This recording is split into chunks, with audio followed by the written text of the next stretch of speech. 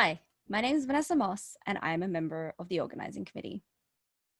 I'd like to begin by acknowledging the Wallumattagal people as the traditional owners of the land from which I'm meeting today and pay my respect to their elders past and present. Dr. Emily Moylan is a lecturer in civil engineering at the University of Sydney and has research expertise in innovative uses of transport data, journey time reliability modelling, traffic flow theory, and disrupted transport networks. She's worked with emerging data sets from Australia and North America, and her research has been put into practice through programs like the Transit Cooperative Research Program and Commission Reports for Transport for New South Wales. She has a PhD in astronomy and astrophysics from the Australian National University and a Master's of City Planning and Science in Transport Engineering from UC Berkeley. I'm very excited to hear what she has to tell us about how the future of meetings and the future of transport are connected. Thanks, Emily, and over to you. I'm Emily Moylan. I'm a lecturer in transport at the School of Civil Engineering in the University of Sydney, and I'm going to be talking about the travel associated with the future of meetings. And I've given myself a license to define meetings as anything with a face-to-face interaction, which could include conferences, meetings, workplace-based employment, grocery shopping, your kids going to school. I'm going to talk about travel demand management as a basic concept. I'm going to talk about what happened with travel during the COVID pandemic so far, and I'm going to talk about what's happening in terms of transportation conferences. So travel demand management is based on the idea that people don't travel for travel's sake. They travel to access other opportunities, so it's a derived demand. The other opportunities have positive externality, positive utility associated with them, and the positive utility of those activities has to outweigh the cost in time and money of accessing those opportunities. In addition to those costs which are internalized to the traveler, there are also negative externalities, which are costs borne by other people.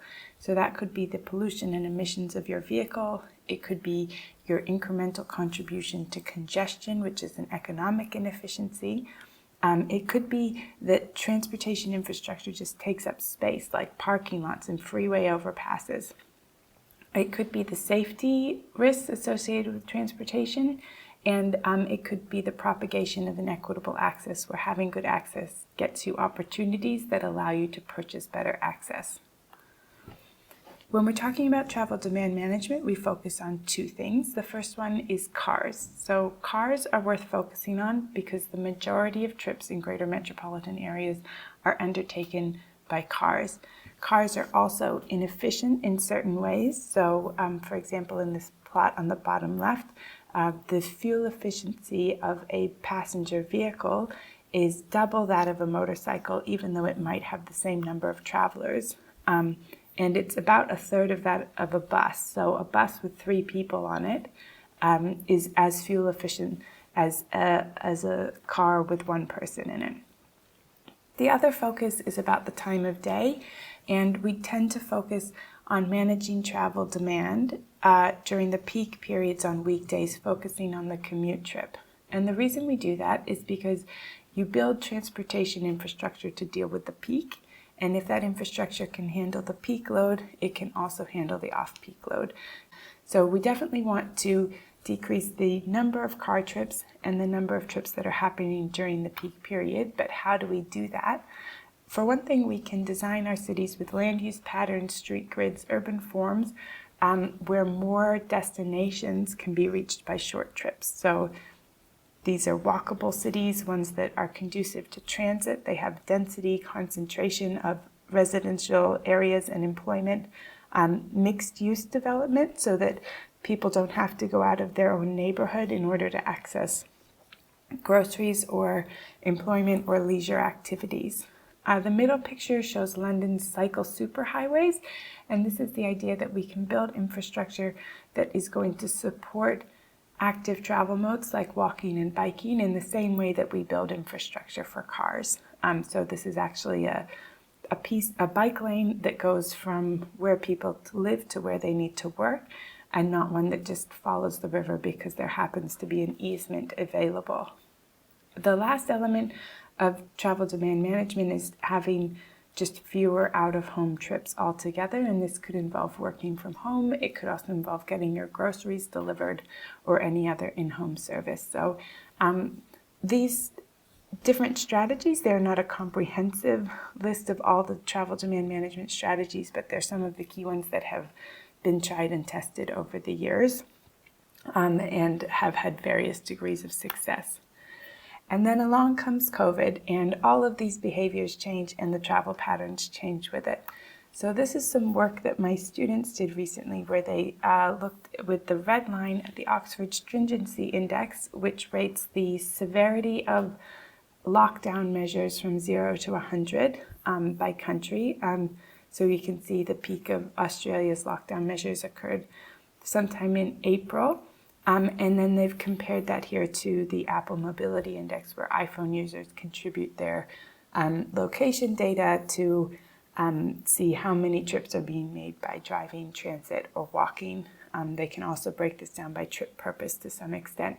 And so you can see that the number of trips fell off a cliff during the peak of the lockdown, that by July we were more or less back to the level we were before in terms of driving trips, but transit trips have been much slower to recover. People are just not riding transit that much. This reduction in travel is made possible by changes in the way that people are working. This work on working from home came out of the National Bureau of Economic Research in the United States, and they showed on the left how low-wage jobs such as production, transportation, healthcare support, and food prep cannot be done at home in general, whereas higher wage jobs such as management, legal, business, and computing can be done from home. Additionally, younger people were experiencing changes to their work from home behaviors due to COVID differently from older people. So you can see from the green line at the bottom, the youngest age group was the one most likely to have been furloughed or laid off. And the second youngest age group, 25 to 34, is the one most likely to shift from a commute-based workplace to a work-from-home environment. So different ages and different sectors experience work from home differently. In terms of conference travel, I just wanted to highlight this work that was published in Nature last year before COVID, specifically looking at the American Geophysical Union annual meeting, which is usually held in San Francisco. They saw that 3/4 of the emissions associated with the conference were generated in intercontinental flights from Asia and Europe into North America. And they looked at some scenarios such as moving the conference to Chicago or splitting it across 3 cities for simultaneous events in Chicago, Paris, and Tokyo, and how big the savings in greenhouse gases could be. So even prior to COVID, the role of conferences and the travel to conferences and the appropriate selection of locations for conferences has been an object of debate and something to be under consideration. COVID is a disruption, and that disruption creates an opportunity. Those opportunities can be opportunities for decision makers, such as politicians or bureaucrats who might want to close city streets to cars, making them available to pedestrians or cyclists. This is a picture in Madrid on the right-hand side there, but there are also pedestrianizing areas of Milan and many other cities. It's also an opportunity for individuals. So this work coming out of the Regional Australia Institute shows that even before COVID in the 2011 to 2016 period, Melbourne, Sydney, and Adelaide all experienced net loss from the city towards the regions. And the report goes on to explain that this is driven predominantly by young people. So the same people that were very likely to experience loss of employment or a shift from a commute to a work from home situation, they're the ones that are moving out of the cities driven by high real estate prices. So that opportunity is one that individuals will take advantage of, and COVID is likely to accelerate those opportunities. They also come with risks, and as we saw in the slide about the Apple mobility trends, transit users have been slow to return to transit, and in fact, transit is still seen as a high-risk environment because of the impossibility of social distancing on transit. So I think the transport community is aware of the opportunities associated with COVID, but also a bit nervous about what is going to happen coming out of this. Are people going to spread out into a small, sprawling land use pattern where they become car dependent for other trips besides their commute? Will it be possible to return to a dense urban environment and a transit-oriented environment after this? I just wanted to show you briefly some work that my students did looking at the difference in bus on-time performance in Sydney before and after the schools reopened at the end of May. So we can see that the use of trains and buses dropped severely between 2019 and 2020 for school travel, but the trains had more or less recovered by June, even though bus use was still way down. The buses both trace the congestion present from the cars, as well as any delays that accrue because the riders are boarding and alighting the bus and slowing it down. And so the colored dots on this map show areas where this delay was worst, where the delay was worst, and my students could separate the delay due to increased ridership before and after school reopening versus increased congestion possibly associated with parents dropping their kids off at school. So we can see this in quite detailed situations. In terms of conferences, the transport sector should be quite aware of the transportation impacts, particularly regarding greenhouse gas emissions, but also the cost and the burden of travel for individuals. And there's a few things that are going on in this space that are worth noting. So last year, they started the Bridging Transport Researchers Conference. This first ran in January and then again in August. And their stated goals are very broad: to address the burden of travel, the cost of registration, greenhouse gases, and inequity in the possibility of obtaining visas.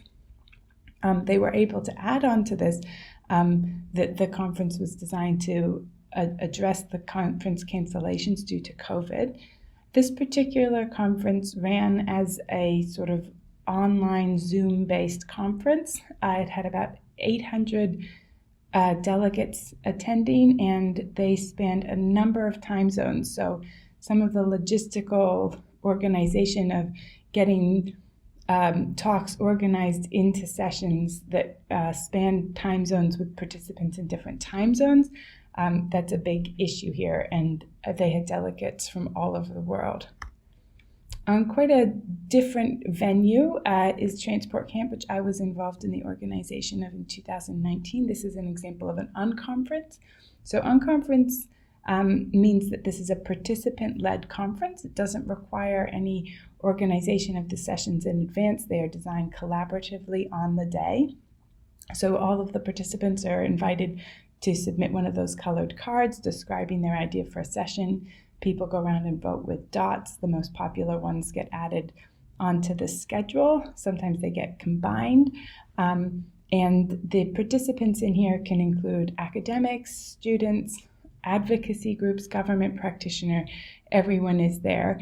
So it brings together a lot of different voices. This is a very face-to-face format, but I think there are possibilities to evolve this going forward in a way that is very responsive to the needs and interests of the participants who attended. So those are just two examples of things that are happening in the transport conference world. And I'll just sum up my takeaway points, which is we need to address the negative externalities of transportation using travel demand management techniques. COVID-19 dramatically decreased travel, with particularly concerning long-range impacts on transit and on air travel. And the transport community is busy rethinking the way that meetings are done, starting at home, but you'll need to watch this space. And if there's any questions you want to discuss further, that's my email address. Thank you for your attention.